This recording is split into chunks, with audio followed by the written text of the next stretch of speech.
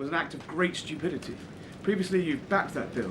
Is it now your position that the deal should not go ahead? I think that they, when they originally were going to do it, they were talking about doing some concept of ownership. But now they're looking to essentially just do a lease and sell it. And I'm against that. It's a reasonably nothing like Greenland, but it's a reasonably important area of the globe.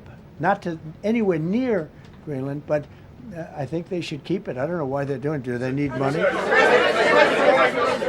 Mr. President, with your support to the Syrian government, most probably you avoided another civil war and a bloodshed in Syria, especially after the fall of the regime. I did a good job. And, the Syrian government, the last 2 weeks, had to use some force to implement its force on specific areas.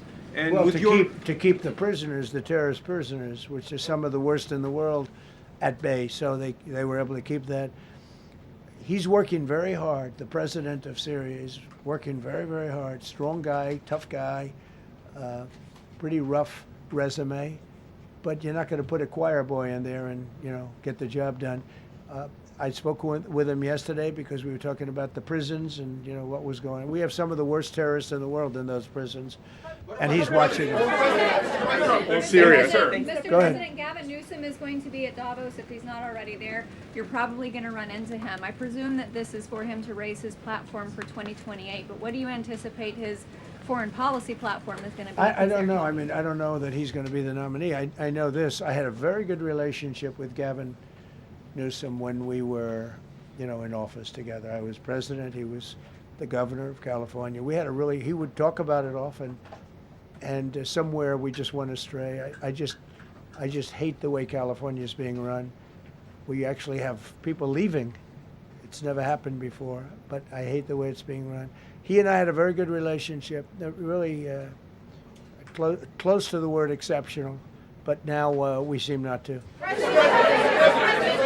Thank you, President Trump. President Trump, you spoke earlier. Mr. President, you've been hearing from allies. Thank you. No, Thank you so much, President Trump. Kara Castanova from Lindell TV. Sure. And you spoke earlier about the 2020 election. Now that Maduro is in U.S. custody and he was criminally charged, has any more information emerged that you could share with us regarding Venezuelan election software and Venezuelan ties to tampering with the 2020 election? And would you consider speaking to Maduro personally in prison in New York to get some answers on Venezuela's involvement with the 2020 election? No, I don't think I would be doing that. I think my lawyers would be very unhappy if I did that. Yeah, they've learned some things. Please. What happens to the tariff threat to Greenland if the Supreme Court comes out and rules against you on the tariffs? And well, I'll have to use something else. I mean, look, are you willing to use force? Take a look at the word license. Take a look at other things. I mean, we have other alternatives. But what we're doing now is the best, the strongest, the fastest, the easiest, the least complicated. Sir, if you move ahead with the Greenland-related tariffs on Europe, you secured almost $1 trillion of commitments from them to invest in the United States. Does that go kaput out the window if that happens? I doubt it. Look, they need that agreement very badly with us. They really do. They fought very hard to get it. So I doubt that, but we'll see what happens. We have a lot of meetings scheduled on Greenland. I'm leaving tonight, as you know, for Davos. And we have a lot of meetings scheduled on Greenland. And I think things are going to work out pretty well, actually. And so Thank you, Mr. President. Could you still go to Paris for the G7 emergency meeting as offered by President Macron? No, I wouldn't do that. No.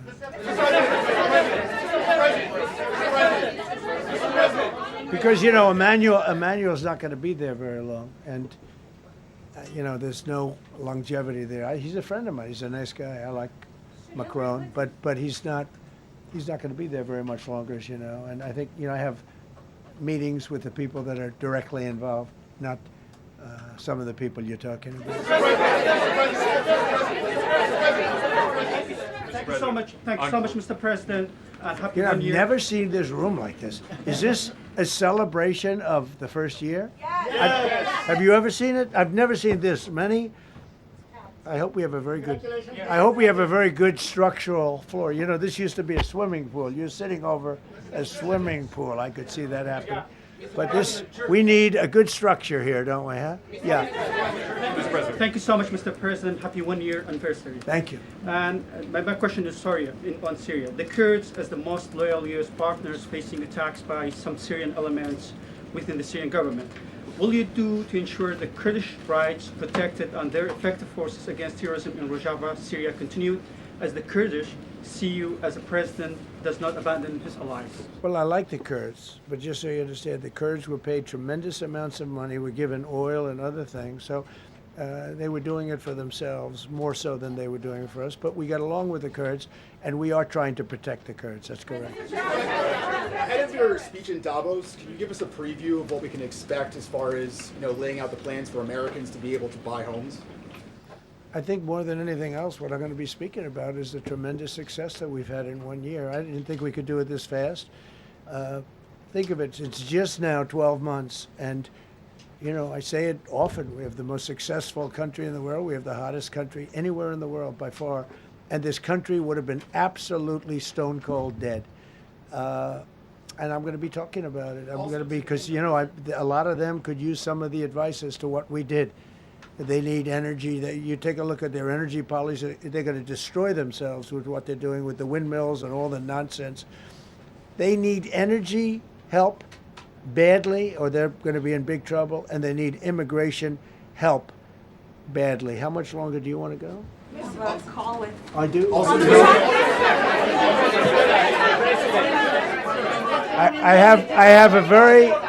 I have a very important call with President Erdogan, who I like a lot. All right, one or two more questions. Go ahead. Thank you, Mr. President. During Go your ahead, second, please. Go ahead. One Thank you, question Mr. about President. Red. Yes. Thank you, Mr. President. The red blouse. Go ahead.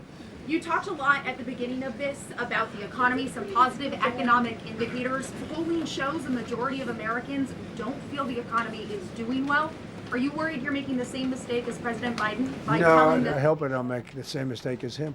Look, I inherited a terrible, it's a great question, because we inherited a terrible, terrible mess between the border, between all the problems. The whole country was falling apart. And in 12 months, less than 12 months, in 12 months, we have the strongest border we've ever had. We have prices that are much, much lower than they were for the last. We inherited very high prices. We inherited, remember this, inflation was at a historic high. We had never had inflation like that. They say 48 years, but whether it's 48 years or ever, we had the highest inflation, in my opinion, that we've ever had. Prices, because of that, were very high. I inherited, we brought down eggs immediately. Remember the first news conference, they were screaming at me about eggs.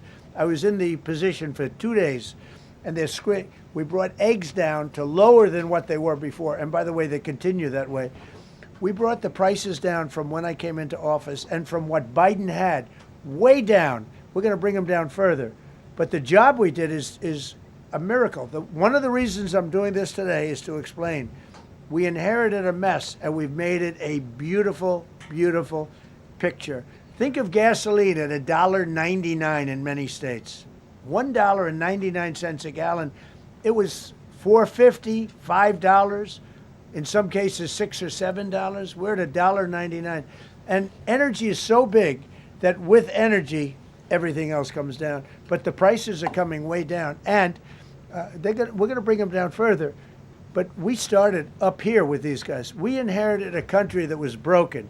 We inherited a country, and I have a very warm spot. We've done very well with Venezuela. And by the way, that even in itself is going to help us bring down the oil prices. The Venezuelan oil, we've taken 50 million gallons of oil. We've taken 50 million barrels of oil out of Venezuela in the first 4 days. We've got millions of barrels of oil left. We're selling it on the open market. We're bringing down oil prices incredibly. And when they come down, and they've already come down, again, $1.99 a gallon for oil. Nobody thought they'd ever see it. All right, one or two more. Go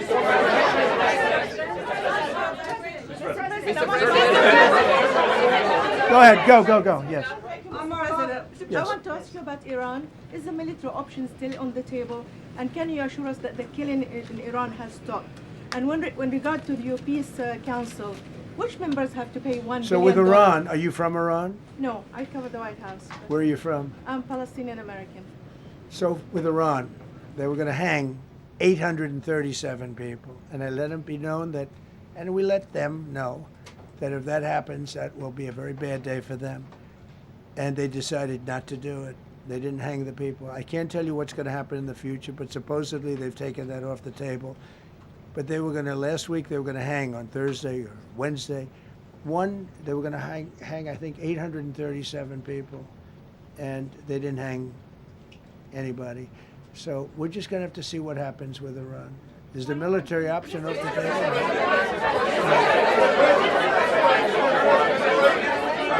Go ahead. Thank you, Mr. President. President Trump. Thank you, President Go Trump. ahead, please. Thank you, Mr. Congratulations on your President. first Go year. ahead, I'll take your question. Okay, thank you. Thank you, Thank you, Go Mr. ahead, President. right here. Thank you, Mr. President. You promised during your second inaugural to always put America first. I'm curious, how would you winning the Nobel Peace Prize improve the lives of average, everyday Americans? Why is this prize so important? It wouldn't improve the lives of any. What improved the lives of people are people that are living. I saved probably tens of millions of lives in the wars. You know, if you add up the numbers, just if you look at any one of those wars, you're talking about millions of people. You multiply it times 8. But when you look at India and Pakistan, that could have been 10, 15, 20 million people. Could have been more than that. So I saved millions of people. So that, to me, is the big thing. What? You suggested a moment ago that perhaps the reason why a positive story about the economy isn't getting through is because of, bad communications people. But are average Americans wrong to still feel high prices? And how much longer does the White House hope that they? So I think a lot of people are listening to the fake news a little bit, and I'm not blaming anybody. I think I blame ourselves. I think we've done a much better job than we're able to promote. We're not promoting. We're doing a great job, and we're sort of letting the promotion take care of itself. One of the reasons I'm doing this news conference, I think it's important. We have taken a mess and made it really good. It's going to get even better. But if you look at prices from a year or a year and a half ago, you look at the Biden prices, they were way up through the sky. And, they use the word affordability. They just say affordability and they don't talk about it. They created the affordability problem, and we are solving it. We have solved a lot of it. Again, everybody agrees in this room, I think, gasoline prices have come per gallon way down. When that happens, everything else comes down, but they've come down way down. Many of the groceries have come way down. It's all happening, and it's happening strong. But if you go back a year and a half, 2 years, take a look at those prices and look at the prices now.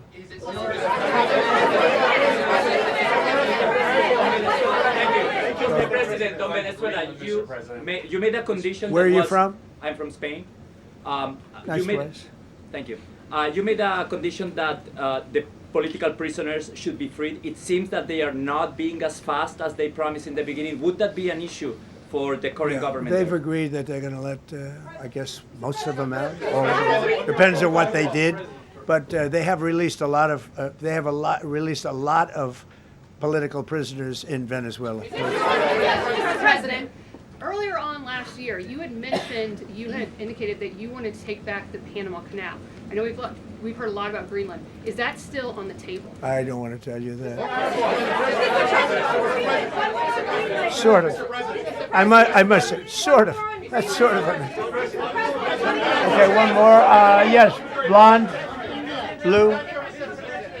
Yes, go ahead, ma'am. Go ahead with the blue, holding the computer.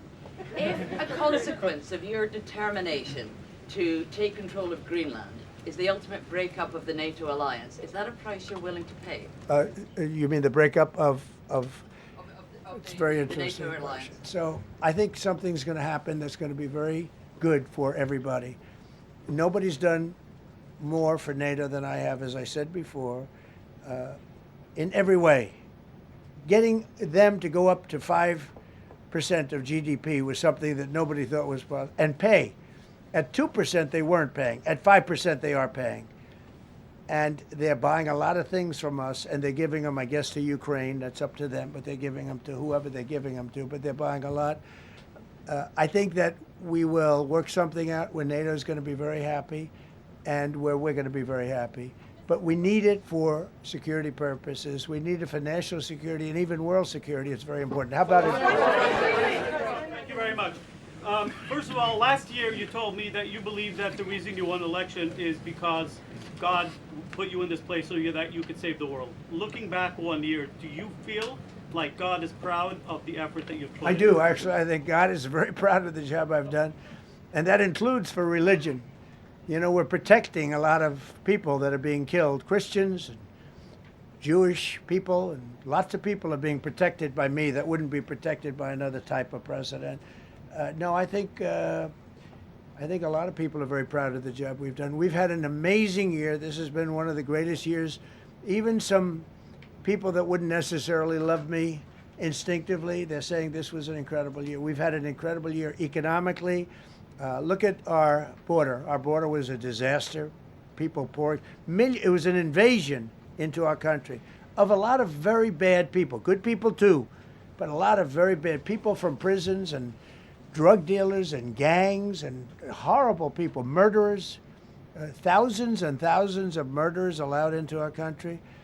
And we now have the strongest border of any country. There's probably not a country, I guess North Korea has a pretty strong border, by the way, but there's not a country in the world that has a border like we do. And we took it from the worst border. We had the worst border in the world. Now we have one of the strongest borders in the world. One more question. Mr. President, you said you're confident something's going to get worked out in Greenland, but Greenlanders have made it clear they don't want to be part of the U.S. Well, what gives the U.S. the right to take away that self-determination? When I speak to them, I'm sure they'll be thrilled. Mr. President, are you committed to keeping the U.S. in NATO? I've had such a good relationship. I've made it so much better, so much stronger. It's so good now. NATO is so much stronger now. I don't agree with a lot of the things they've done, but that was done before I got there. I think NATO's been good. Sometimes it's overrated, sometimes it's not. But we have a strong NATO. When I came here, we had a weak NATO. We had a NATO at 2%, and they weren't paying. You had a nothing NATO. NATO's, whether you like it or not, it's only as good as we are. If NATO doesn't have us, NATO is not very strong. Yes,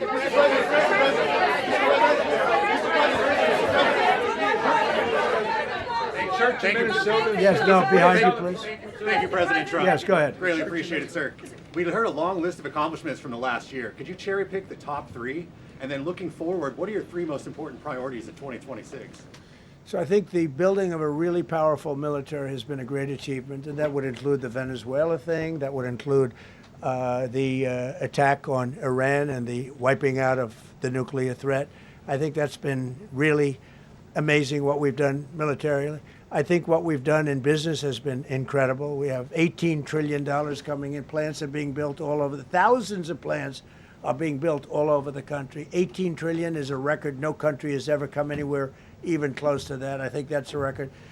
And I think that most favored nations for drugs is something that nobody thought they'd be able to get. Tariffs helped me there because the nations would have never gone along with it if I wasn't able to say, if you don't go along with it, we're going to put a 10 or 15 or 20% tariff on your nation. And they went along.